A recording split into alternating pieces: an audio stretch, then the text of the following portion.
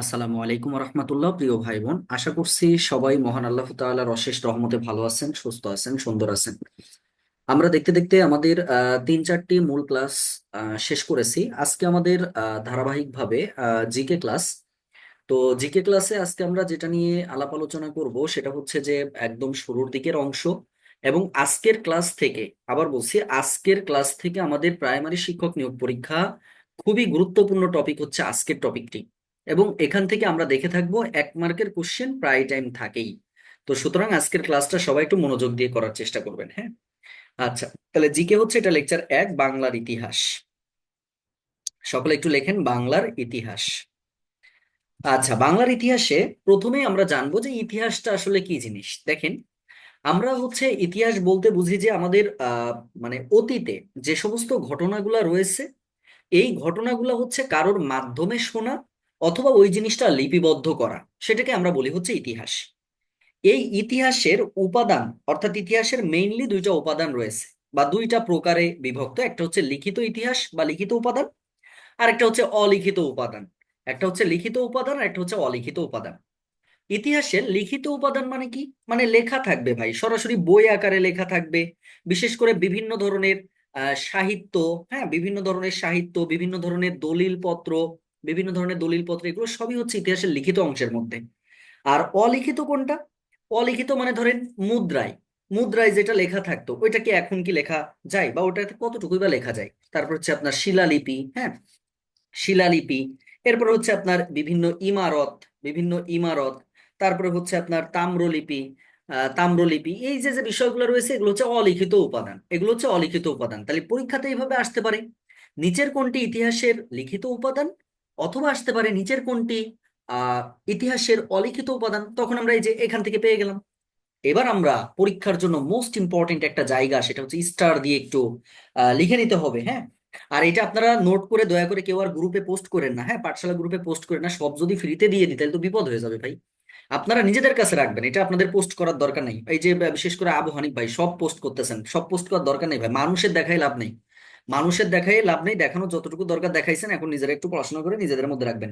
তো যে লাইনগুলো দাগানো আছে হাইলাইটার দিয়ে, সেই লাইনগুলো শুধু নোট করবেন, আর কোনো কাজ নেই। নোটটা করবেন কিভাবে? ধরেন আমরা বিভিন্ন ধরনের গ্রন্থ বা বই সংক্রান্ত লিখলাম। লেখার পরে লিখবেন এইভাবে, ধরেন অর্থশাস্ত্র।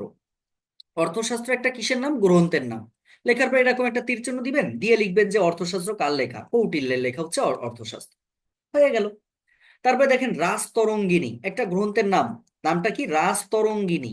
তাহলে এই রাজতরঙ্গিনী কে লিখেছেন? এটা লিখেছেন হচ্ছে কলহন, এটা লিখেছেন হচ্ছে কলহন। এরপরে কি? ঐতরেয় আরণ্য। আমরা নাম শুনেছি তাই না? ঐতরেয় আরণ্য, ঐতরেয়, ঐতরেয় আরণ্য, ঐতরেয়। খেয়াল করেন, ঐতরেয় আরণ্য। আচ্ছা, এটা কার? এটা হচ্ছে মহিদাসের, এটা হচ্ছে মহিদাসের। এইভাবে আপনি সুন্দর করে নোট করে ফেলবেন। আচ্ছা, এবার আসেন আরেকটা খুব গুরুত্বপূর্ণ, সেটা হচ্ছে আকবরনামা, যেটা আমাদের জন্য খুবই গুরুত্বপূর্ণ, বিসিএস এর প্রশ্ন। আকবরনামার লেখক হচ্ছে আবুল ফজল। আবুল ফজল হচ্ছে আকবরনামার লেখক। তাহলে এই যে 4টা গ্রন্থ পড়লেন, এই 4টাই কিন্তু খুবই গুরুত্বপূর্ণ। তারপরে যখন পিডিএফটা দিয়ে দিব, পড়তে আরো মজা লাগবে। আগে তো আপনি সম্পূর্ণটা পড়লেন, এবার আমার পিডিএফ এর যে লাইনগুলো দাগানো, নোট করে করে পড়ে ফেলবেন, হয়ে গেল। পড়াশোনা খুবই ইজি হয়, শুধু দিনের পড়াটা দিনে শেষ করতে হয়। তাহলে অর্থশাস্ত্র লিখেছে হচ্ছে কৌটিল্য, রাজতরঙ্গিনী লিখেছে হচ্ছে কলহন, ঐতরেয় আরণ্যক হচ্ছে মহিদাস লিখেছেন, আকবরনামা লিখেছেন হচ্ছে আবুল ফজল। হয়ে গেল। এবার আসেন, দুটো কথা এখান থেকে আমাদের একটু জেনে রাখতে হয়। সেটা হচ্ছে সর্বপ্রথম যে বঙ্গ নামটা, এই বঙ্গ নামটা কোন গ্রন্থে ছিল? ঐতরেয় আরণ্যক। আর যদি বাংলা নামের কথা বলে, তাহলে অবশ্যই আপনার হবে সেটা কোনটা? আবুল ফজলের যে আকবরনামা গ্রন্থে, অর্থাৎ আইনি আকবরী, যেটাকে বলা হয় আইনি আকবরী। এই আইনি আকবরী গ্রন্থ হচ্ছে বাংলা শব্দটার উৎপত্তি পাওয়া গেছিল, আর বঙ্গটা মানে ওইতে ঐতরেয় আরণ্যক গ্রন্থে এটা পাওয়া গেছে। প্রিয় ভাই বোন, এই পর্যন্ত আমরা বুঝতে পারলাম। আমাকে একটু জানাবেন যে ভাইয়া এই যে ইতিহাসের যে উপাদানের যে বিষয়গুলো আমরা পড়লাম, এটা আপনারা সবাই বুঝতে পেরেছেন কিনা। সবাই একটু জানাই ফেলতে হবে যে ভাইয়া ক্লিয়ার। সবাই ক্লিয়ার হলে একদম জানাই ফেলতে হবে যে ভাই ক্লিয়ার। এই পর্যন্ত ক্লিয়ার হলে একটু ক্লিয়ার লিখে দিতে হবে। আপনাদের এখানে নোট করার দরকার নেই, আপনারা শুধু শোনেন, এখানে শুধু শুনবেন আর কতটুকু মনে রাখতে পারবেন। মাঝে মাঝে কোশ্চেন করবে, অ্যান্সার করবেন, যে ভাই এই যে আমি আসি, মানে আমি জীবিত আছি, আমি শুনতে পাচ্ছি। ঠিক আছে? হ্যাঁ, এই হচ্ছে বিষয়। ধন্যবাদ। তাহলে এখান থেকে এটা আমরা বুঝে ফেললাম। এবার আমরা কি জানবো ভাই? পরিব্রাজক সম্পর্কে আমরা একটু জানবো। পরিব্রাজক, রেডি থাকবেন, যখন তখন কিন্তু কোশ্চেন করে বসে থাকবো। পরিব্রাজক মানে কি ভাই? সহজ কথা, ভ্রমণকারী। পরিব্রাজক মানে হচ্ছে ভ্রমণকারী বা পর্যটক, এটা হচ্ছে পর্যটক বা ভ্রমণকারী। তার মানে ধরেন আমি বাংলাদেশে বাস করি, আমি যদি এখন ইন্ডিয়াতে যাই তাহলে আমি সেখানকার পরিব্রাজক, পরিব্রাজক হিসেবে আমি সেখানে গেছি। তাহলে পরিব্রাজক শব্দটার অর্থ হচ্ছে পর্যটক অথবা ভ্রমণকারী, যেটা ইচ্ছা আপনি বলবেন। এখন দেখেন এই বিভিন্ন পরিব্রাজক কিন্তু আমাদের এই যে প্রাচীন ভারতীয় উপমহাদেশে এসেছিল, আমাদের বাংলায় এসেছিল বিভিন্ন পরিব্রাজক বৃন্দ। এই পরিব্রাজক কিন্তু প্রাইমারির জন্য মোস্ট ইম্পর্টেন্ট, পড়তে হবে ভাই, কিছু বাদ দিব না আমরা। প্রথমে আসেন যার নামটা আমরা পড়বো সেটা হচ্ছে মেগাস্থিনিস। আমরা নাম শুনে থাকবো মেগাস্থিনিস। এই মেগাস্থিনিসের বাসা কোথায় ছিল ভাই? গ্রিসে। তাহলে সহজ কথা, এ কোন জায়গাকার পরিব্রাজক ছিল? তাহলে গ্রিসের। এক কথায় গ্রিসের একজন পরিব্রাজক। এবং ইনি যখন আসে, এক কথায় ভারতীয় উপমহাদেশে যখন আসে তখন সে এসেছিল হচ্ছে চন্দ্রগুপ্ত মৌর্যের আমলে। সে এসেছিল হচ্ছে চন্দ্রগুপ্ত মৌর্যের আমলে সে এসেছিল। এবং এই মেগাস্তিনিসের একটা গুরুত্বপূর্ণ গ্রন্থ আছে, গ্রন্থটার নাম হচ্ছে ইন্ডিকা। প্রিয় ভাই বোন, শেষ এই তিনটা কথা পড়তে পারলে মেগাস্তিনিস শেষ। এখন কত সালে এসেছিল? কত সালে এসেছিল এই সাল পড়ে মাথা নষ্ট করার দরকার নেই। তারপরে যদি কারোর মাথা নষ্ট করার ইচ্ছা থাকে সে করবেন, কারণ সালটা, এই সালগুলো আসলে ইম্পর্টেন্ট না। তারপরেও যদি আপনারা মনে করেন যে একবার করে একটু পড়বেন, পড়ে রাখলেন, সমস্যা নেই। তাহলে মেগাস্তিনিস হচ্ছে গ্রিসের একজন পরিব্রাজক ছিল যে এসেছিল চন্দ্রগুপ্ত মৌর্যের আমলে, যার একটা গ্রন্থ ছিল, গ্রন্থটার নাম হচ্ছে ইন্ডিকা। শেষ। এরপরে আসেন পরবর্তীকে ফাহিয়েন। পরবর্তী হচ্ছে ফাহিয়েন। আচ্ছা, এই যখন নোট করবেন এইভাবে মেগাস্তিনিস লিখলেন সুন্দর করে নোট করে, এখানে হচ্ছে এই যে এই তিনটা কথা লিখে দিলেন, নোট হয়ে গেল। এবার আসেন ফাহিয়েন। ফাহিয়েন একজন চীনা পরিব্রাজক ছিল, একজন চীনা পরিব্রাজক ছিল। এবং ইনি এসেছিল হচ্ছে দ্বিতীয় চন্দ্রগুপ্তের আমলে। ইনি এসেছিল হচ্ছে দ্বিতীয় চন্দ্রগুপ্তের আমলে। দ্বিতীয় চন্দ্রগুপ্তের আমলে হচ্ছে ইনি ভারতবর্ষে এসেছিলেন। এবং এনার একটা গ্রন্থ ছিল, গ্রন্থটা কিন্তু খুবই গুরুত্বপূর্ণ একটা গ্রন্থ। সেটা হচ্ছে কুও কিং। ফো কুও কিং, সরাসরি প্রশ্ন আসবে যে ফো কুও কিং হচ্ছে এটার লেখক, মানে এটা হচ্ছে আপনার কার লেখা? ফাহিয়েনের লেখা। হয়ে গেল। তাহলে ফাহিয়েন সম্পর্কে আমাদের যা পড়া দরকার আমরা সেটা পড়ে ফেলছি। তাহলে দুইজন পরিব্রাজক নিয়ে আমরা পড়লাম, একটা হচ্ছে মেগাস্থিনিস সম্পর্কে আমরা জেনেছি, এরপরে আমরা জানলাম হচ্ছে ফাহিয়েন সম্পর্কে। এরপরে আমরা চলে যাব হিউয়েন সাং নিয়ে একটু জানবো, হিউয়েন সাং। আচ্ছা, হিউয়েন সাং থেকে পরীক্ষাতে প্রশ্ন কিন্তু আসে, ইম্পর্টেন্ট ভাই। ইনিও একজন চীনা পরিব্রাজক ছিল। ইনিও একজন পরিব্রাজক ছিল চীনা। এবং দেখেন ইনি কিন্তু ধর্মশাস্ত্র, এক কথায় কোন ধর্ম? বৌদ্ধ ধর্মশাস্ত্র কিন্তু উনি একটু পাণ্ডিত্য অর্জনের চেষ্টা করেছিলেন। বৌদ্ধ ধর্মশাস্ত্র, বৌদ্ধ ধর্মশাস্ত্র অধ্যয়ন করেছিলেন কার কাছে? এইটা গুরুত্বপূর্ণ ভাই। অর্থাৎ এই হিউয়েন সাং আপনারা মনে রাখবেন, সেটা হচ্ছে নালন্দা মহাবিহার। নালন্দা মহাবিহার, নালন্দা মহাবিহার বিশ্ববিদ্যালয়ের অধ্যক্ষ ছিল তখন হচ্ছে শিলভদ্র। শিলভদ্র, এই শিলভদ্রের নিকটে, এই শিলভদ্রের নিকটে হচ্ছে বৌদ্ধ ধর্মশাস্ত্র নিয়ে পড়াশোনা করেন কে? Hiuen Tsang. তাহলে ডাইরেক্ট প্রশ্ন আসে হিউয়েন সাং এর দীক্ষাগুরু কে ছিলেন? তাহলে হিউয়েন সাং এর দীক্ষাগুরু ছিলেন হচ্ছে শিলভদ্র। এখন শিলভদ্র আবার কোন বিশ্ববিদ্যালয়ের ছিলেন? নালন্দা মহাবিহার বিশ্ববিদ্যালয়ের। হয়ে গেল। এবং এই হিউয়েন সাং কিন্তু একটা পরবর্তীতে গ্রন্থ রচনা করেছিলেন, গ্রন্থটার নাম ছিল হচ্ছে সিদ্ধি। প্রিয় ভাই বোন, শেষ। হিউয়েন সাং নিয়ে যা পড়বেন এই যে বলেই দিলাম। সবাইকে বুঝতে পারছেন ভাই? পড়ার সিস্টেমে টেকনিক ওয়াইজ পড়বেন, মজা লাগবে। ওই আলতু ফালতু গল্প বলে সময় নষ্ট করে লাভ নেই। তাহলে হিউয়েন সাং থেকে আমরা চীনা পরিব্রাজক, বৌদ্ধ ধর্মশাস্ত্র গ্রহণ করেছিলেন, মানে পড়েছিলেন কার কাছে? শিলভদ্রের কাছে। কোন বিশ্ববিদ্যালয়ের ছিলেন উনি? নালন্দা মহাবিহার বিশ্ববিদ্যালয়। এবং একটা গ্রন্থ লিখেছিলেন যার নাম হচ্ছে সিদ্ধি। ক্লিয়ার? সবাইকে আমরা বুঝতে পেরেছি? আশা করছি যে সমস্যা হবে না। এরপরে আসেন ইবনে বতুতা। ভাই যতটুকু মনে রাখতে পারেন পারেন, সমস্যা নেই, এগুলো তো রেকর্ড থাকবে। আর নোট আপনারা হচ্ছে যখন পিডিএফ দিব, পিডিএফ দেখে আপনারা নোট করে ফেলবেন, এই হচ্ছে আপনাদের কাজ। তারপরে পড়ে ফেলবেন, এক্সাম দিবেন, শেষ। শুধু দিনের পরটা দিনে শেষ করতে হবে। আচ্ছা, প্রথমে খুবই গুরুত্বপূর্ণ একটা কথা ভাই, এটা 1000% ইম্পর্টেন্ট, 10,000% ইম্পর্টেন্ট। সেটা হচ্ছে ইবনে বতুতা কোথায় জন্মগ্রহণ করেছিলেন? এক কথায় ওনার জন্ম হচ্ছে মরক্কো। প্রচুর পরিমাণ চাকরির পরীক্ষাতে আসে মরক্কোতে। এই জায়গাটা খুবই গুরুত্বপূর্ণ ভাই, প্রচন্ড লেভেলের গুরুত্বপূর্ণ। সেটা হচ্ছে উনি কার সময়ে ভারতবর্ষে এসেছিলেন? এক হচ্ছে ইবনে বতুতা ভারতবর্ষে এসেছিলেন কার সময়ে, আবার ওই ইবনে বতুতা বাংলায় এসেছিলেন কার সময়ে? দুইটাই গুরুত্বপূর্ণ কথা। কি কি? ভারতবর্ষে এসেছিলেন মনে রাখবেন, সেটা ছিল হচ্ছে মোহাম্মদ বিন তুগলকের সময়। এটা এসেছিল হচ্ছে মোহাম্মদ বিন তুগলক। মোহাম্মদ বিন তুগলকের সময়ে ভারতবর্ষে এসেছিলেন। আর বাংলায় এসেছিলেন কার সময়ে? ফখরুদ্দিন মোবারক শাহের আমলে। ফখরুদ্দিন ফখরুদ্দিন মোবারক শাহের আমলে হচ্ছে মোবারক শাহ, ফখরুদ্দিন মোবারক শাহের আমলে হচ্ছে আপনার বাংলায় এসেছিলেন প্রিয় ভাই বোন। তাহলে ইবনে বতুতা হচ্ছে মরক্কোয় জন্মগ্রহণ করেছিলেন, যিনি ভারতবর্ষে এসেছিলেন মোহাম্মদ বিন তুগলকের সময়ে, এবং বাংলায় এসেছিলেন ফখরুদ্দিন মোবারক শাহের আমলে। প্রিয় ভাই বোন, আমি আশা করব ইবনে বতুতা নিয়ে যে কোনো আমরা জিনিসটা বুঝতে পেরেছি। এবং দেখেন, এই ইবনে বতুতা কিন্তু একমাত্র ব্যক্তি ছিল, প্রথম বিদেশি পর্যটক ছিল, যে কিন্তু তার যে শব্দ, সেই শব্দের মধ্যে বাঙ্গালা শব্দটা প্রথম ব্যবহার করেছিলেন। তাহলে নিচের কোন পরিব্রাজক বাঙ্গালা সর্বপ্রথম ব্যবহার করেছিলেন? সে হচ্ছে ইবনে বতুতা। এবং মনে রাখবেন, এই বাংলাদেশের, সে বাংলাদেশে আসার পরে এদেশের আবহাওয়া তাকে কি করতে পারে নাই, সন্তুষ্ট করতে পারে নাই, যার জন্য এই ইবনে বতুতা কিন্তু বাংলাদেশের নামকরণ করেছিলেন। নামকরণ কি করেছিলেন? নামকরণ করেছিলেন হচ্ছে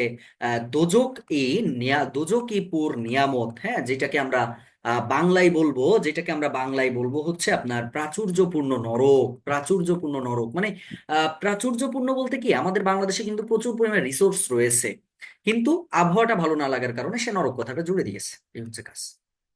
প্রিয় ভাই বোন, তাহলে এই যে যতটুকু বিষয় আমরা আলোচনা করেছি ইবনে বতুতা নিয়ে, আশা করবো যে ইবনে বতুতা আমরা সবাই সুন্দর করে বুঝতে পেরেছি। আর একজন পরিব্রাজক আমরা জানবো, সে হচ্ছে মা হুয়ান। আর একজন সম্পর্কে জানবো, সেটা হচ্ছে মা হুয়ান। আচ্ছা, এই মা হুয়ানও আপনার হচ্ছে একজন চীনা পরিব্রাজক ছিল, এবং যিনি এসেছিলেন হচ্ছে গিয়াসুদ্দিন আজম শাহের আমলে। জাস্ট এই কথাটুকু পরিব্রাজক নিয়ে মনে রাখবেন, আমার কোনো মনে রাখার দরকার নেই। এখন এই যে যতটুকু আলোচনা করলাম, এইটার মধ্যে একটু কোশ্চেন করব বলতে একটু অ্যাসাইনমেন্ট টাইপের নিব। আমি প্রথম কোশ্চেনে চলে যাব। ইভানা তাসনিম বোন আমাকে শুনতে পাচ্ছেন কিনা? ইভানা তাসনিম বোন আমাকে শুনতে পাচ্ছেন কিনা? একটু কাইন্ডলি মিউট আনমিউট করে কথা বলতে পারবেন? একটু আমাকে বলবেন যে আমার কথা শুনতে পাচ্ছেন কিনা। জি ভাইয়া। আচ্ছা, আপনার কাছে আমার একটু প্রশ্ন আছে বোন। প্রশ্নটা হলো, আপনি বলবেন যে আমাদের ইতিহাস, যে ইতিহাসের কথা বললাম, এই ইতিহাসে 4টা গ্রন্থের কথা বলেছি। আপনি একটু বলবেন যে আইনে আকবরী গ্রন্থের লেখক কে?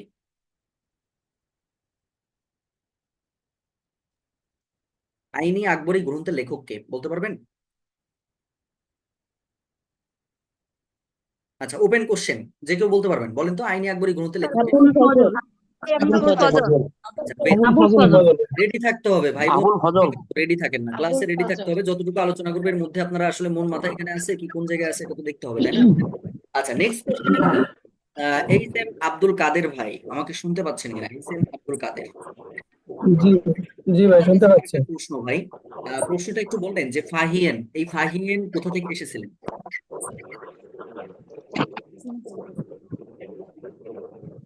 চীন। তার মানে আমার ভাই বোনেরা আসলে জি ভাই, না, আপনারা আসলে ক্লাসটা, মানে আমি বুঝতেছেন আমার ক্লাসটা আপনারা বুঝতেই পারতেছেন না। আমার এখন সেটা মনে হচ্ছে 50 জন ভাই চীন বোনের। থেকে আসছে ভাইয়া। তাহলে আপনারা এটা, এই যে অ্যালার্ট থাকতে হবে ভাই। ক্লাসের মধ্যে আপনার মন মাথা অন্য জায়গায় দিলে তো হবে না, তাই না?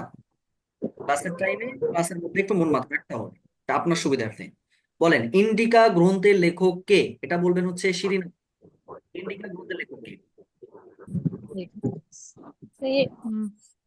হ্যাঁ হ্যাঁ, মেলাস্থেনেস। মেগাস্থেনিস, ভেরি সুন্দর। আচ্ছা, এবার সবাই আবার মিউট করে দেন, এখন আর কোনো কথা নাই, আমরা পরিব্রাজক পর্যন্ত অলরেডি পড়ে ফেলেছি। এরপরে আমরা চলে যাবো ভাইয়া বাঙালি জাতির উদ্ভব নিয়ে, আমরা একটু পড়াশোনা করব, বাঙালি জাতির উৎপত্তি নিয়ে একটু কথাবার্তা বলবো। আপনারা সবাই একটু মিউট করে রাখেন, এখন আবার আপনাদের কাজ। অ্যালার্ট থাকতে হবে ভাই, আবার বলছি অ্যালার্ট থাকতে হবে, কি বলতেছে এগুলো খেয়াল করে শুনতে হবে। ঠিক আছে? শুধু পড়াই যাবো, আপনারা ব্যাক মানে ফিডব্যাক দিতে পারবেন না, ওটা কিন্তু আসলে লাভ হবে না। আচ্ছা, বাঙালি জাতির উৎপত্তি নিয়ে কথা বলবো। প্রথমে আসেন যে আমরা যে সমগ্র বাঙালি জাতি বলে থাকি, সমগ্র বাঙালি জাতি, আমাদের এই সমগ্র বাঙালি জাতিকে আমরা মূলত দুই ভাগে ভাগ করতে পারি। কয় ভাগে? দুই ভাগে। একটাকে আমরা বলি হচ্ছে অনার্য, অনার্য বা প্রাকার্য বলা হয়, অনার্য বা প্রাকার্য আমরা বলে থাকি। আরেকটা হচ্ছে আর্য, আরেকটা হচ্ছে আর্য। আচ্ছা, এবার আসেন, এই আর্য পূর্বও কিন্তু এদের বলা হয়, আর্য পূর্বও কিন্তু এদের বলা হয়। তাহলে আর্য পূর্ব যা, অনার্য তাই, প্রাকার্য তাই। এই তিনটা আবার আপনার 4টা শাখায় বিভক্ত ছিল। এই 4টা শাখা কি কি? এই 4টা শাখার মধ্যে প্রথম ছিল হচ্ছে আপনার প্রথমেই আমরা যেটা বলবো সেটা হচ্ছে নেগ্রিটো, প্রথমেই হচ্ছে নেগ্রিটো। আচ্ছা, 2 নম্বর কারা ছিল? 2 নম্বর ছিল হচ্ছে অস্ট্রিক, 2 নম্বর ছিল হচ্ছে অস্ট্রিক। 3 নম্বর ছিল হচ্ছে দ্রাবিড়, 3 নম্বর ছিল দ্রাবিড়। আর চতুর্থটা ছিল হচ্ছে ভোট চিনিও, চতুর্থটা ছিল হচ্ছে ভোট চিনিও, চতুর্থটা হচ্ছে ভোট চিনিও। বা এখান থেকে প্রচুর পরিমাণে প্রশ্ন আসে যে বাঙালি জাতির প্রধান অংশ গড়ে উঠেছে কাদের মাধ্যমে? বাঙালি জাতির প্রধান অংশ গড়ে উঠেছে হচ্ছে অস্ট্রিকের মাধ্যমে, এটা মনে রাখবেন, এটা বিসিএস এরও প্রশ্ন ভাই। বাঙালি জাতির প্রধান অংশ গড়ে উঠেছে হচ্ছে অস্ট্রিকের মাধ্যমে। প্রধান অংশ গড়ে উঠেছে অস্ট্রিকের মাধ্যমে। এই কথাগুলো আমরা একটু মনে রাখবো। আর আর্য নিয়ে আমরা কি জানবো? আর্য নিয়ে সহজ কথা জানবেন যে আর্যদের আদি নিবাস কোথায় ছিল। ওদের আদি নিবাস ছিল হচ্ছে ইউরাল পর্বত। ওদের আদি নিবাস ছিল হচ্ছে ইউরাল পর্বতের দক্ষিণে দক্ষিণে কিরগিজ নামক স্থানে, কিরগিজ নামক স্থানে। এবং আর্যদের ধর্মগ্রন্থের নাম ছিল হচ্ছে বেদ। আর্যদের ধর্মগ্রন্থের নাম ছিল হচ্ছে বেদ। এখান থেকে এই অংশটা জাস্ট একটু পড়ে ফেলবেন। আচ্ছা, এরপরে আমরা যেটাতে চলে যাব প্রিয় ভাই বোন, এরপরে আমাদের যেটা জানতে হবে প্রাচীন যুগে বাংলা। এখন আমরা প্রাচীন যুগে বাংলা, এক কথায় প্রাচীন বাংলার জনপদ। ভাই, যতদিন প্রাইমারি শিক্ষক নিয়োগ পরীক্ষা হবে, যতদিন বিসিএস পরীক্ষা হবে, যতদিন প্রাইমারি পরীক্ষা হবে, যা পরীক্ষা হোক না কেন, এই টাইপটা হচ্ছে সব থেকে গুরুত্বপূর্ণ, প্রচন্ড লেভেলের গুরুত্বপূর্ণ এই জায়গাটা, যার জন্য এটা একদম ঠোঁটের আগায় থাকতে হবে।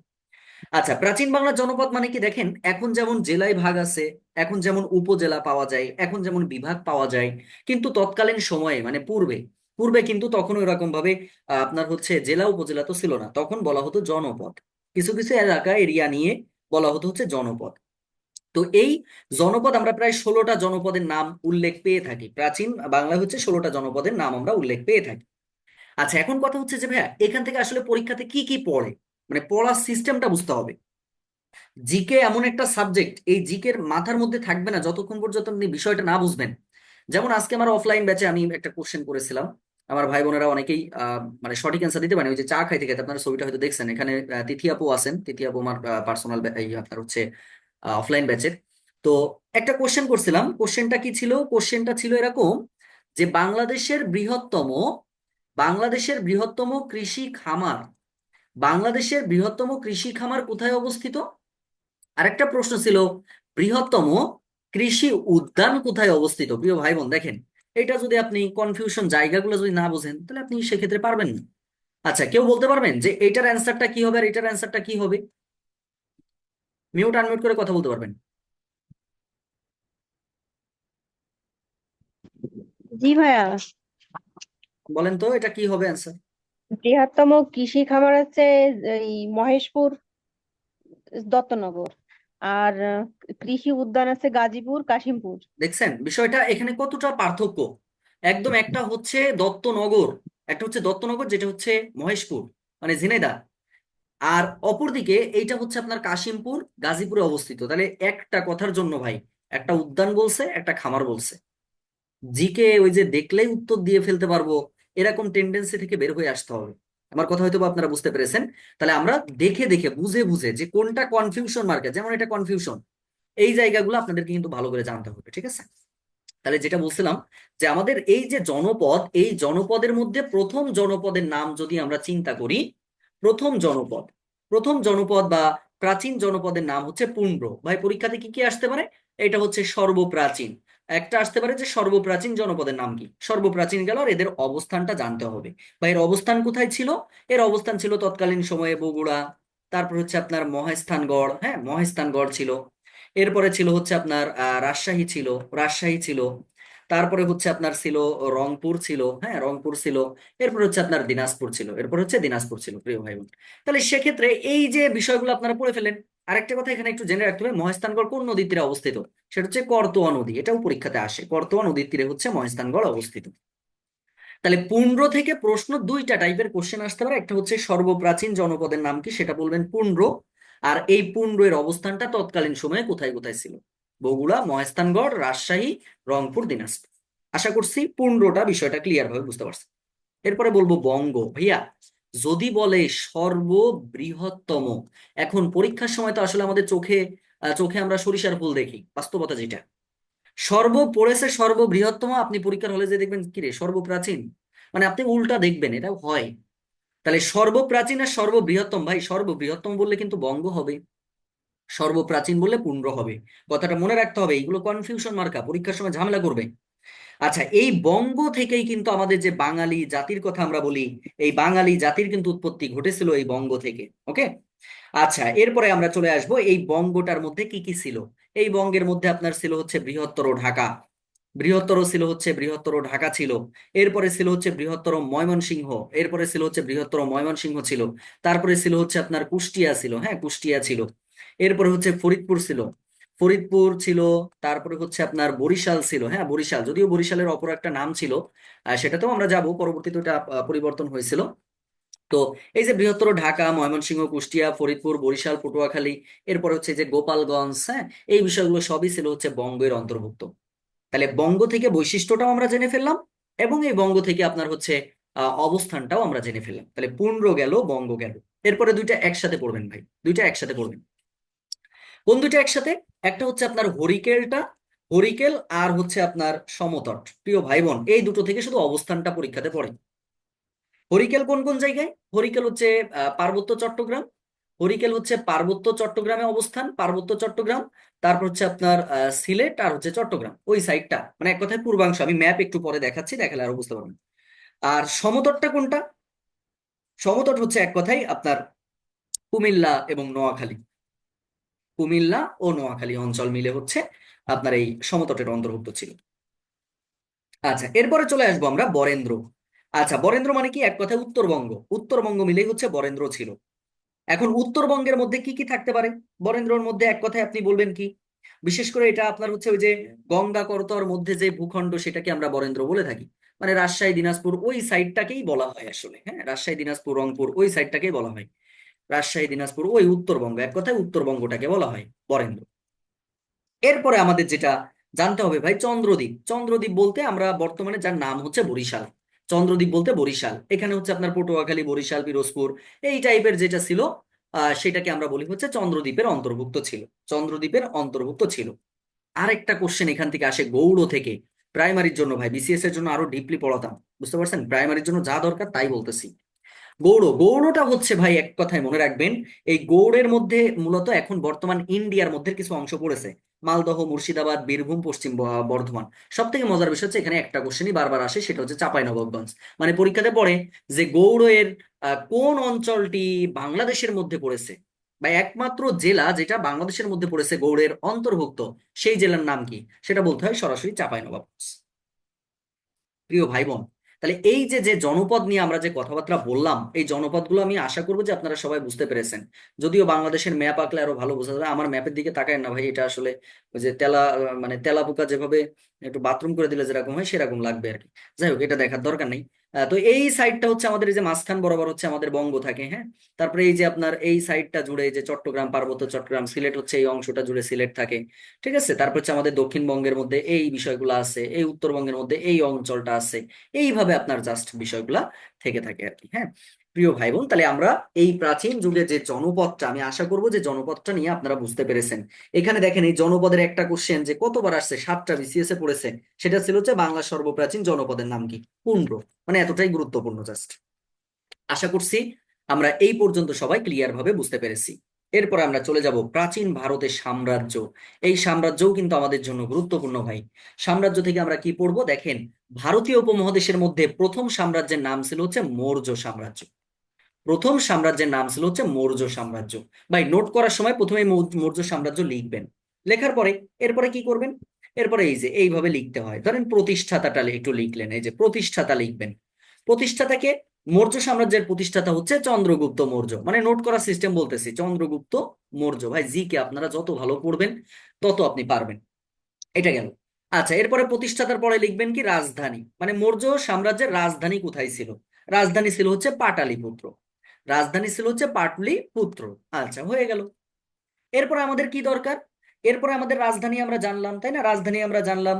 এরপরে আমরা যেটা জানবো, রাজধানীর পরে দেখেন এখান থেকে আমাদের যেটা জানতে হবে সেটা হচ্ছে আরেকটি ইম্পর্টেন্ট বিষয়। আমরা এখান থেকে বলতে পারি যে মৌর্য বংশের শ্রেষ্ঠ শাসক, শ্রেষ্ঠ শাসকটা আমরা জেনে ফেললাম। শ্রেষ্ঠ শাসক ছিল হলো সম্রাট অশোক। শ্রেষ্ঠ শাসক ছিল হচ্ছে সম্রাট অশোক। আমি নোট করার প্রসেসটা বলছি, যে আপনি যখন খাতায় নোট করবেন তখন নোটটা এইভাবে করেন, ভালো লাগবে। তাহলে এই যে সম্রাট অশোকটা আমরা কিন্তু জেনে ফেললাম, ঠিক আছে? এখান থেকে এবার পড়ে ফেললেন। এইবার কি করবেন? এবার আপনার গুরুত্বপূর্ণ নোটগুলো আপনি এরকম স্টার দিয়ে লিখবেন, যে এখান থেকে আর কি কি আমরা পড়তে পারি। যেমন আমরা এখান থেকে যেটা আমাদের দরকার হতে পারে সেটা হচ্ছে বৌদ্ধ ধর্মের কনস্ট্যান্টাইন কাকে বলা হয়? বৌদ্ধ ধর্মের, এখন আপনি আবার প্রশ্ন আকারে লিখবেন না, লিখবেন বৌদ্ধ ধর্মের কনস্ট্যান্টাইন। বৌদ্ধ ধর্মের কনস্ট্যান্টাইন, বৌদ্ধ ধর্মের কনস্ট্যান্টাইন, জাস্ট এরকম তীর চিহ্ন দিয়ে লিখবেন সম্রাট অশোক। সম্রাট অশোক লিখে দিবেন। এবং সে একটা যুদ্ধের ভয়াবহতা, পাশে একটু ব্র্যাকেটে ছোট করে লিখবেন কলিঙ্গ যুদ্ধ। কলিঙ্গ যুদ্ধের ভয়াবহতা দেখে সে হচ্ছে মূলত আপনার এই যে বৌদ্ধ ধর্ম, এই বৌদ্ধ ধর্মের দীক্ষাটা গ্রহণ করেছিলেন, যার জন্য তাকে বৌদ্ধ ধর্মের আপনার কনস্ট্যান্টাইন বলা হয়, বৌদ্ধ ধর্মের কনস্ট্যান্টাইন বলা হয়। এই জায়গাটা মনে রাখবো আমরা। এবং মৌর্য সাম্রাজ্যের একজন প্রধানমন্ত্রী ছিল। এই মৌর্য সাম্রাজ্যের প্রধানমন্ত্রী কে ছিল? প্রধানমন্ত্রী ছিল হচ্ছে চাণক্য। চাণক্য প্রধানমন্ত্রী ছিল হচ্ছে চাণক্য। চাণক্য ছিল হচ্ছে প্রধানমন্ত্রী। এবং যার ছদ্মনামটাও পাশে একটু লিখে রাখলেন, কৌটিল্য। একবারে হয়ে গেল পড়াশোনা। দেখেন ভাই, এই যে মৌর্য সাম্রাজ্য থেকে আমাদের ইম্পর্টেন্ট তথ্য এই, মৌর্য সাম্রাজ্য থেকে এই হচ্ছে আমাদের ইম্পর্টেন্ট তথ্য। ইম্পর্টেন্ট তথ্যগুলো আমাদের দেওয়া শেষ, ছোট ছোট করে আপনারা এইভাবে সুন্দর করে পড়ে ফেলবেন। বুঝতে পেরেছেন প্রিয় ভাই বোন? আশা করছি বিষয়টা বুঝতে পেরেছেন। তাহলে চন্দ্রগুপ্ত মৌর্য ছিল হচ্ছে প্রতিষ্ঠাতা, সেটা ছিল ভারতীয় উপমহাদেশে। কিন্তু যদি প্রশ্নটা একটু ঘুরাই দেয়, তখন আমার ভাই বোনেরা কান্নাকাটি শুরু করবে, যে ভাই প্রশ্নটা বললো কি বাংলায় মৌর্য সাম্রাজ্যের প্রতিষ্ঠাতাকে। খেয়াল করতে হবে, বাংলায় মৌর্য সাম্রাজ্যের প্রতিষ্ঠাতাকে। প্রিয় ভাই বোন, তখন কিন্তু আর এই চন্দ্রগুপ্ত মৌর্য হবে না, তখন হবে হচ্ছে সম্রাট অশোক। তখন হবে হচ্ছে সম্রাট অশোক, মনে রাখবেন। তাহলে বাংলায় বলছে কি ভারতীয় উপমহাদেশ বলছে, কোনটা বলছে এটা আগে আপনাকে নিজেকে চিন্তা করতে হবে যে আসলে এটা কোনটা বলছে। ক্লিয়ার সবাই? সবাইকে বুঝতে পেরেছেন? একটু বলেন তো ক্লিয়ার কিনা ভাই, ক্লিয়ার হলে একটু জানাবেন যে ভাই ক্লিয়ার কিনা। আচ্ছা, আশা করছি আমরা এখান থেকে বিষয়টা সুন্দর করে বুঝতে পেরেছি যে মৌর্য সাম্রাজ্য থেকে আমাদের কি কি পড়া উচিত আর কি কি পড়া উচিত নয়। ওকে। আচ্ছা, এরপরে আমরা চলে যাব ভাই পরবর্তী সেশনে। পরবর্তী বলতে মৌর্য সাম্রাজ্যের পরে আমরা কুষাণ সাম্রাজ্য পড়বো। ভাই কুষাণ সাম্রাজ্য আসলে বেশি দিন স্থায়ী ছিল না। প্রথমত হচ্ছে এটা নড়বড়ে একটা বিষয় ছিল। তো আমাদের এখান থেকে জাস্ট দুইটা তথ্য পড়ে। একটা হচ্ছে এই কুষাণ সাম্রাজ্যের সর্বশ্রেষ্ঠ রাজা কে ছিল। কুষাণ সাম্রাজ্যের সর্বশ্রেষ্ঠ রাজার নাম মনে রাখবেন কনিষ্ক। কনিষ্ক। এবং মনে রাখবেন যে তার চিকিৎসক, এই কনিষ্কর একজন চিকিৎসক ছিলেন। কনিষ্কর চিকিৎসক ছিলেন হচ্ছে আপনার চরক। চরক ছিল, চরক। বুঝতে পারছেন? চরক ছিল। এবং এই চরক কিন্তু আয়ুর্বেদ চিকিৎসা পদ্ধতির সর্বপ্রথম সংকলনে একটা গ্রন্থ রচনা করেছিলেন, যার নাম হচ্ছে চরক। তার নাম দিয়েছিল চরক সংহিতা। চরক সংহিতা ছিল হচ্ছে এই আপনার এক কথায় কুষাণ সাম্রাজ্যের যে কনিষ্ক ছিল তার চিকিৎসক চরক, এবং চরকের লেখা একটা গ্রন্থ ছিল, সেটা ছিল হচ্ছে চরক সংহিতা। এবং যেটা ছিল হচ্ছে আয়ুর্বেদ চিকিৎসা শাস্ত্র। তাহলে কুষাণ গেল, এবার আসেন গুপ্ত সাম্রাজ্য। এখন আমরা যেটা জানবো সেটা হচ্ছে গুপ্ত সাম্রাজ্য। আচ্ছা, গুপ্ত সাম্রাজ্য থেকে কি জানবো ভাই? প্রথমেই আমরা জানবো যে এই গুপ্ত সাম্রাজ্য কিন্তু এক কথায় প্রাচীন ভারতীয় যে সাম্রাজ্য যেগুলো ছিল তার মধ্যে স্বর্ণযুগ ছিল। তাহলে নিচের কোন সাম্রাজ্যকে স্বর্ণযুগ বলা হয় প্রাচীন ভারতের? তখন বলবেন হচ্ছে গুপ্ত সাম্রাজ্য। গুপ্ত সাম্রাজ্য বলবেন। কথা হচ্ছে ভাইয়া, মনে রাখবেন এই গুপ্ত সাম্রাজ্যের যে ভাস্কর্য, সেই ভাস্কর্যকে কিন্তু বলা হতো ধ্রুপদী ভাস্কর্য। প্রশ্ন হচ্ছে ভাইয়া কেন ধ্রুপদী ভাস্কর্য বলা হতো? কারণ হলো যে এই সময়ে মানে গুপ্ত সাম্রাজ্যের সময়ে ভারতের বিভিন্ন ধরনের যে আপনার কলা, শিল্পকলা, স্থাপত্য, ভাস্কর্য ছিল, এটা একটা অনন্য মাত্রায় নিয়ে গেছিল, মানে অনেক উচ্চতায় নিয়ে গেছিল, যার জন্য একে বলা হয় ধ্রুপদী ভাস্কর্য। এরপরে আসেন, এরপর আমাদের যেটা জানতে হবে প্রতিষ্ঠাতা। ভাই এই যে গুপ্ত সাম্রাজ্যের প্রতিষ্ঠাতাকে, গুপ্ত সাম্রাজ্যের প্রতিষ্ঠাতা হচ্ছে আপনার গুপ্ত বংশের প্রকৃত সেটা ছিল হচ্ছে প্রথম চন্দ্রগুপ্ত। সে ছিল হচ্ছে প্রথম চন্দ্রগুপ্ত। প্রথম চন্দ্রগুপ্ত হচ্ছে প্রতিষ্ঠাতা ছিল। এই জায়গাটা মনে রাখতে হবে। এবার কথা হচ্ছে ভাইয়া সর্বশ্রেষ্ঠ কে ছিল? সবার কিন্তু সর্বশ্রেষ্ঠ থাকে, তাই না? তো এখানকার সর্বশ্রেষ্ঠ রাজা ছিল মনে রাখবেন সমুদ্রগুপ্ত। সমুদ্রগুপ্ত। প্রিয় ভাই বোন, এই সমুদ্রগুপ্তকে বলা হয় প্রাচীন ভারতের নেপোলিয়ান বলা হয়। তাহলে এই ব্র্যাকেট একটু লিখে ফেললেন, প্রাচীন ভারতের, প্রাচীন ভারতের, প্রাচীন ভারতের নেপোলিয়ান বলা হয়। প্রাচীন ভারতের নেপোলিয়ান বলা হয়। আমি আশা করব যে এই পর্যন্ত আমার ভাই বোনের কোথাও বুঝতে আর সমস্যা সৃষ্টি হবে না ইনশাআল্লাহ। ওকে। তাহলে এখান থেকে এটা আমরা বুঝে ফেললাম। এবং এই সময়ে আপনার হচ্ছে বাংলার রাজধানী কি ছিল? এই সময় বাংলার রাজধানী ছিল হচ্ছে পুণ্ড্রনগর। আর ইন্ডিয়ার মানে ভারতীয় রাজধানী কোনটা ছিল সেটা বলবেন হচ্ছে আপনার পাটালিপুত্র। পাটালিপুত্র। এই হচ্ছে মূল বিষয়। আমি আশা করব যে এই পর্যন্ত আমার ভাই বোনের আর বুঝতে সমস্যা নেই। তাহলে মৌর্য সাম্রাজ্য এবং গুপ্ত সাম্রাজ্য বিষয়গুলো কিন্তু আমরা ধারণা পেয়েছি, ধারণা পেয়েছি। আচ্ছা, এরপরে আমাদের যেটা একটু জানতে হবে ভাই, এরপরে আমাদের যেটা জানতে হবে সেটা খেয়াল করেন। স্বাধীন বঙ্গ আর গৌড় রাজ্য নিয়ে আমরা একটু কথা বলবো। স্বাধীন বঙ্গ ও গৌড় রাজ্য, স্বাধীন বঙ্গ ও গৌড় রাজ্য নিয়ে আমাদের একটু জানতে হবে। স্বাধীন বঙ্গ ও গৌড় রাজ্য। আচ্ছা, এখানে কি এক কথায় দেখেন, খ্রিস্টীয় তখন ষষ্ঠ শতক ছিল। ষষ্ঠ শতকের সময়ে দুইটা রাজ্যে বিভক্ত ছিল, একটা হচ্ছে বঙ্গ আর একটা হচ্ছে আপনার গৌড়। একটা বঙ্গ আর একটা হচ্ছে গৌড়।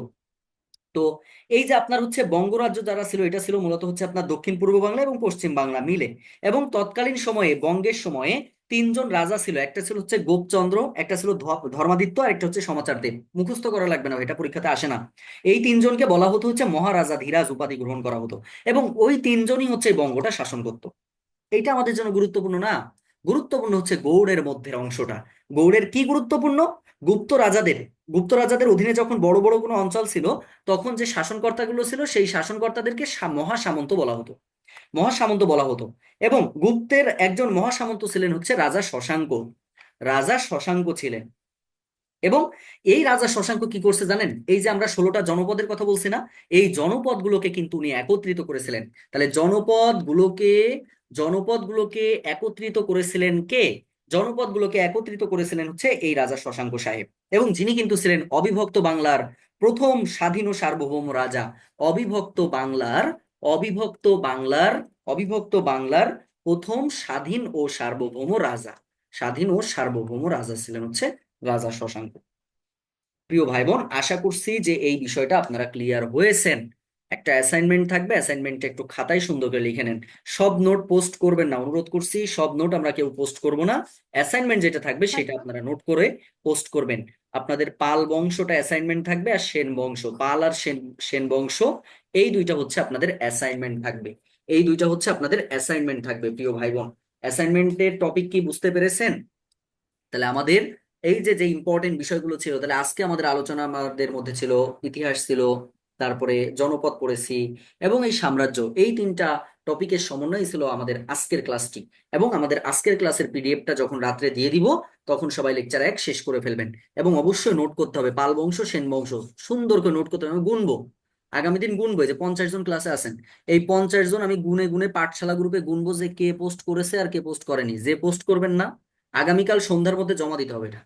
যে জমা দিবেন না তাকে আগামী দিনের ক্লাস করতে দিব না, আবার বলছি, ব্যান করে দিয়ে তারপরে ক্লাস নিয়ে তারপর আবার ঢুকাবো। তাহলে সবাইকে বুঝতে পেরেছেন? অ্যাসাইনমেন্ট প্লাস ক্লাস যদি বুঝে থাকেন একটু আমাকে বলবেন যে ক্লাস ডান কিনা। ক্লাস ডান হলে একটু লিখে দিবেন ক্লাস ডান।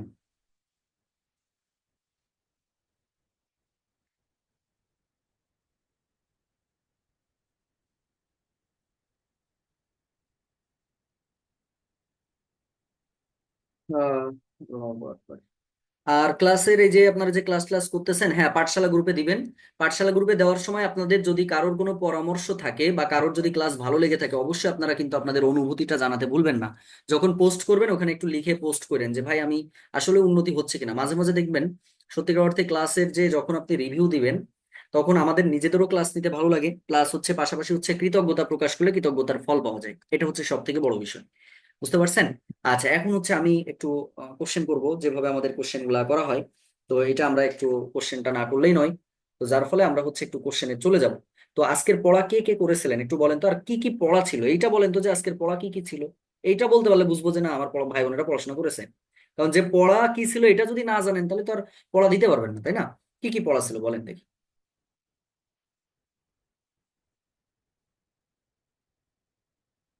39 BCS, তারিকুজ্জামান ভাই লিখেছেন 39 BCS। এবং ডে ছিল হচ্ছে 7, 8, 9, তাই না? আচ্ছা, দ্রুত দ্রুত দেখি আমরা দেখবো। মোটামুটি আপনারা যারা বলেছেন, ভেরি গুড, খুবই সুন্দর।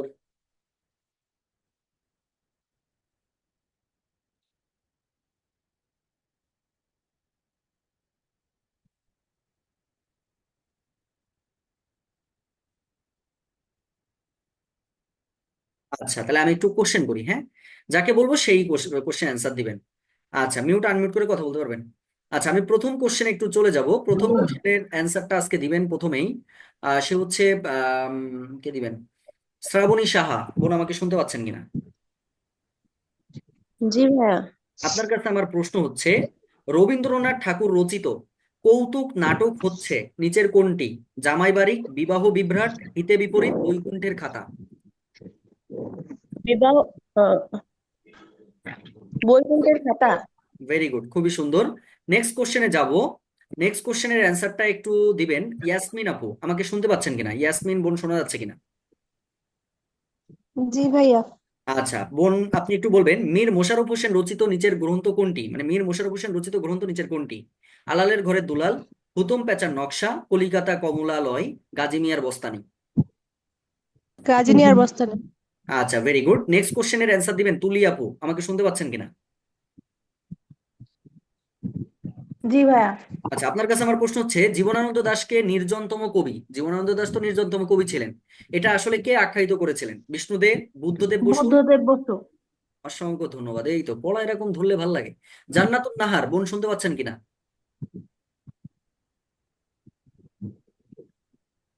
জান্নাতুন নাহার কি শুনতে পাচ্ছেন বোন, নাকি শুনলেও বলবেন না? আচ্ছা, মাহমুদা চৌধুরী আপু আমাকে শুনতে পাচ্ছেন কিনা?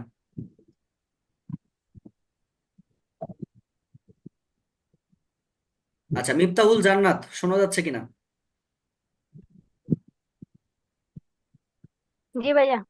আচ্ছা বোন, আপনি বলেন তো বিভক্তির নাম শব্দকে কি বলে? বিভক্তি নাম শব্দকে ভাই প্রতিবাদী আমি পরে শেষ করি নাই, অসুস্থ ছিলাম। এই প্রতিবাদী হবে উদ্ভট না। মার্কা কথাবার্তা আমি পছন্দ করি না। কাটি। আমি নেক্সট ক্লাসে শোনেন, আজকে শূন্য থেকে জব প্রস্তুতি ব্যাচে বলে দিয়েছি, কালকে থেকে যে পড়া করবেন না, এই ভিডিও অন করতে হবে, অন করে দুই কান এরকম ধরে বসে থাকতে হবে। আবার বলছি, কানের মধ্যে স্পষ্ট ঢোকাই নেন। আমি কিন্তু এখানে ইয়ার্কি মারার জন্য আপনাদেরকে এই ব্যাচে নিয়ে আসিনি। এই ব্যাচে নিয়ে আসার উদ্দেশ্য হচ্ছে আমার পড়া দিতে হবে ভাই। আমি একজনকে কোশ্চেন করবো, সেই একজনের সঠিক অ্যান্সার দিতে হবে। কালকে থেকে যে অ্যান্সার দিতে পারবেন না, একদম ভিডিও অন করতে হবে, সবার সামনে অপমানিত হবেন, এটা মাথায় রাখতে হবে। এই অপমানিত হওয়ার ভয়তে হলেও আমার পড়া করে আসবেন। আর না হলে খালি রেকর্ড দেখবেন, আপনার মতো স্টুডেন্ট আমার দরকার নাই। আমার পড়া করে আসতে হবে, আমার চাকরি পাইতে হবে। সমস্ত 2025-এ আমার প্রাইমারির যত স্টুডেন্ট আছে সবাইকে চাকরি পাইতে হবে, এই টেন্ডেন্সি রেখেই আগাতে হবে। নেক্সট কোশ্চেনের অ্যান্সার দিবেন আহ আব্দুর রহিম ভাই, আমাকে শুনতে পাচ্ছেন কিনা? জি ভাই। ভাই বলেন তো, হ্যান্ড আউট এর শুদ্ধ বাংলা পরিভাষা কি? Hand out. হ্যান্ড আউট, হ্যাঁ, পরিপত্র। হস্তপত্র, জ্ঞাপনপত্র, তথ্যপত্র, প্রচারপত্র। জ্ঞাপন পত্র। প্রচারপত্র। হ্যাঁ হ্যাঁ, না ভাইয়া, জ্ঞাপন পত্র হবে। জ্ঞাপন জ্ঞাপন পত্র আচ্ছা পত্র। হবে। মনে মেহেদী ভাই অ্যান্সার করেছেন, জ্ঞাপন পত্র হবে। এই রহিম না, ভাই ভালো জ্ঞাপন করে পত্র। পড়াশোনা করেননি, কালকে থেকে একদম পুরো পড়া হার্ড লাইনে চলে যাবে, একদম বলে দিলাম। ফাহিমা আক্তার মিতু, লাস্ট কোশ্চেন আপনার কাছে বোন। ফাহিমা আক্তার মিতু বোন, আমাকে শুনতে পাচ্ছেন? ফাহিমা আক্তার মিতু শোনা যাচ্ছে? আচ্ছা, তারিকুজ্জামান ভাই শুনতে পাচ্ছেন কিনা? জি স্যার। ভাই বলেন তো, ক্লিয়ার। মুক্তিযুদ্ধ ভিত্তিক উপন্যাস যে আগুনের পরশমণি, আগুনের পরশমণি কার লেখা? আগুনের পরশমণি, হ্যাঁ, এটি আগুনের পরশমণি, কার জি স্যার লেখা? বলতেছি। এটা হুমায়ুন আহমেদের রচিত। গুড, এই তো আমার ভাইরা কিন্তু আগায়, আমার বোনেদের থেকে ভাইরা আগায় আছে কিন্তু। বোনেরা এখনো পিছায় আছে। অথচ এখানে বোনেরা আছেন অনেকজন, তাহলে বোনেরা যদি পিছায় থাকেন তাহলে তো হবে না। চার পাঁচটা ভাইয়ের সাথে যদি না পারেন তাহলে তো বিপদ। আমি কালকে যখন পড়া নিব, আবার বলছি, পড়া না করে ক্লাসে আইসেন না কালকে, উল্টাপাল্টা হয়ে যাবে। ওই বলবেন যে এই বয়সে এখন এসে এই কান ধরে উঠবস করাচ্ছেন, কান ধরাচ্ছেন, এগুলো খুব খারাপ জিনিস। কিন্তু ভাই ছাড় নাই, আমি এখনো বলছি, আমার ব্যাচের ভাই বোনের কোনো ছাড় নাই। তাতে আপনি আমার গালাগালি করেন আর যাই করেন, পরে চাকরি পাওয়ার পরে ভালো লাগবে। এই যেমন এই কিছুক্ষণ আগে আমাকে ফোন দিয়েছিল বিজয় ভাই, বুঝতে পারছেন? 7টা চাকরি পেয়েছে, 7টা। আমার 9টা ব্যাচের স্টুডেন্ট ছিল, 9টা ব্যাচ, বুঝতে পেরেছেন? অলরেডি সে ফোন দিয়েছে, এই জন্য সে আমাকে খুব মিস করতেছে, সেই ক্লাসের বকা মিস করতেছে, তাই ফোন দিয়েছে।